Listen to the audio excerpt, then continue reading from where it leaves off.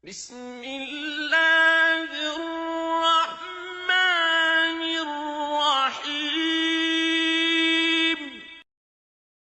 غرباء غرباء غرباء غرباء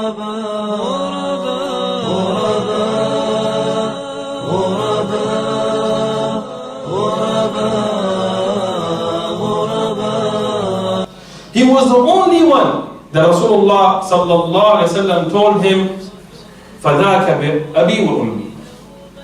And in the battle of Uhud, when Rasulullah sallallahu alayhi wa sallam was telling him to shoot the arrows, he said, "Hiram, yani shoot your arrows, ya Saad, فَذَاكَ أُمِّي وَأَبِي." Ali radiallahu anhu, the Sahih hadith, he says that Rasulullah never combined this statement of may my parents be ransomed for you, both of them, father and mother, except for Saad ibn Waqaas radiallahu anhu. The only one in the history of Islam. Saad radiallahu anhu was the one who had the accepted dua. In the battle of Badr, he asked Rasulullah sallallahu alaihi wasallam to make dua for him, and he asked Rasulullah to make it that his dua would be accepted. Rasulullah sallallahu alaihi wasallam made dua for him, but also taught the ummah a lesson. He told Saad that if you want your dua to be accepted, make sure nothing but halal enters your body. Nothing but halal enters your body.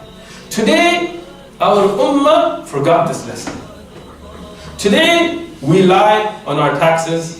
We lie on our social security welfare forms. We lie on our visa applications. We lie on everything in our stores, in our business, in our taxis. We lie. Oh, I'm not just talking about zabiyah halal. Yes, that's aspect of it. But how is your rizq halal? And then we feed ourselves and our children that haram. And then we're like, I was making dua. Why is that accepted? If you want your dua to be accepted, then you have to look at what Rasulullah sallallahu alaihi wasallam taught us. Saad radiallahu anhu, during the Khilafah of Umar radiallahu anhu, he was a general. When the people of Faras, the Persians, started to attack and harm the Muslims and Ahlul Dhimma living under the protection of Muslims, Umar radiallahu anhu, he began to set out from Medina. Umar Zaman, he loves to fight fi sabilillah. So he sets out from Medina. Abdul Rahman bin Auf radiallahu anhu tells him that if you, Amir al-Mu'mineen, if you go, who's going to take care of the affairs here? You're not just a regular guy anymore, you can join every jihad. No, you have to take care of the whole ummah. Umar radiallahu anhu loves to go out fi sabilillah, but now he has responsibilities. He says, then who will take this very important mission? Who would take the place of Umar? Who would be so qualified? The Sahaba radiallahu anhu came with one answer. Saad ibn Abi Waqaas radiallahu anhu. Saad ibn Waqaas radiallahu anhu, as Imam ibn Kathir al-Dhahabi, Tariq al-Tabari, look up any of the books of hadith regarding Tariq, you will find in Maghazi, he led the Muslim army, 70,000. According to some of the rawayah. When he got to Faras, the people of Faras, they were on the other side of a river. You may have been to rivers here. Don't think it's that little calm, trickling river. Go to Iraq. Go and see those rivers. These are huge rivers that are forceful. These are rivers that if you try to swim in, you drown.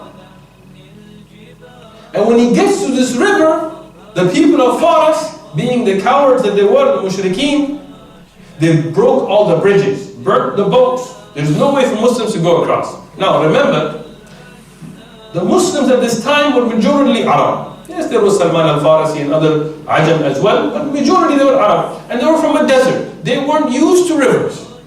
It's not like they were like, yeah, we can swim it. No. They weren't used, they were used to little, wells and things, but not rivers. So when this huge river is in their way, no way to get across, no boat, no bridge, what would me and you do? Well, we came, we tried. Right? What can we do? Gotta go home, huh? Khalas. Hope we make it home for Gawa. Right? Be honest. Right? But not the Sahaba radiallahu, not the Salaf of this ummah. So what did Saad ibn Abi Waqaas radiallahu say? He asked the army of 70,000, has anybody committed a major sin? Think about this. Backbiting, major or minor? Major. Lying, backbiting or major? Or minor or major? Backbiting. Lying. Isbal. 70,000 Muslims, nobody has committed a major sin. Then you wonder why the Nusra of Allah subhanahu wa ta'ala came with them. 70,000 Muslims, nobody's committed a major sin. He says, okay, make rak'atain, 2 rak'ah, take your horses onto the river. SubhanAllah. How's a horse going to go on a river? It's not a creek. This is a major river. You can't even see the other side. As Imam al-Dhahabi, he writes, that this river had such strong motion that even if you put a log in it, it would disappear. But what does he have? Tawakkul ala Allah. Tawakkul ala Allah. The Muslims are now looking at this river, and their Amir, Saad ibn Waqaas radiallahu, tells him, take this. Go on to the river. Asim ibn Amr al-Ansari, he steps up. I want to be with the first. 600 of Sahaba with him. When they get to the river, the horses start to panic. Horses are not meant to be ridden on rivers. Hujr ibn Ali radiallahu anhu, he is the first one. He tells his horse, are you afraid of this nutfa? This little drop?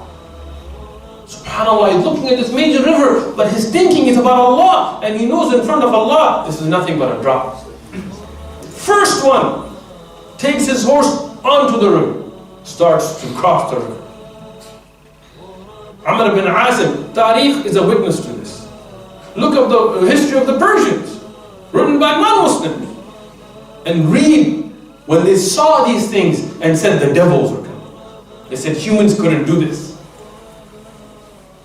70,000 Muslims riding on a river.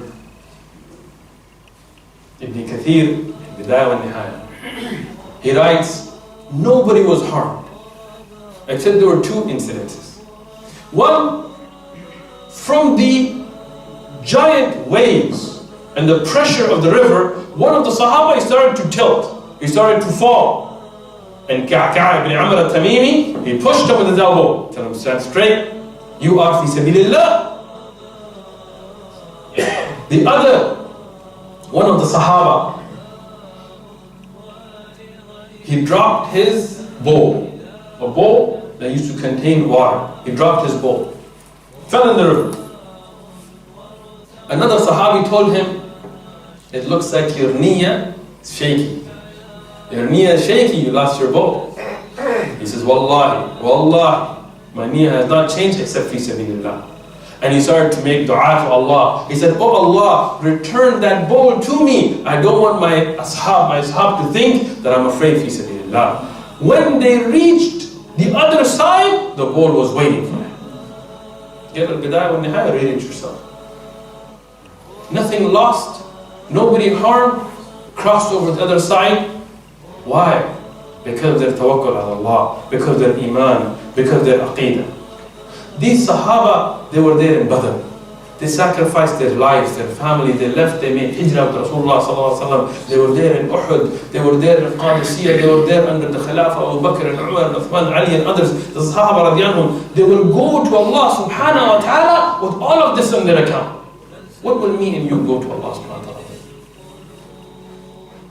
We need to take account. We need to think, what have I done for the deen of Allah subhanahu wa ta'ala? What am I doing with my life? What is the goal of my life? What is the purpose of my life? What is the top priority? If my top priority is to make money, and when I'm not making money, I'll do a little Islamic activity on the side, got this thing all flipped upside down. Your top priority has to be the deen of Allah subhanahu wa ta'ala, has to be calling towards tawheed, has to be condemning shirk, not just getting into elections and getting people to like you. Oh, they like me, woohoo! I get an invite to the Pride Parade, woohoo!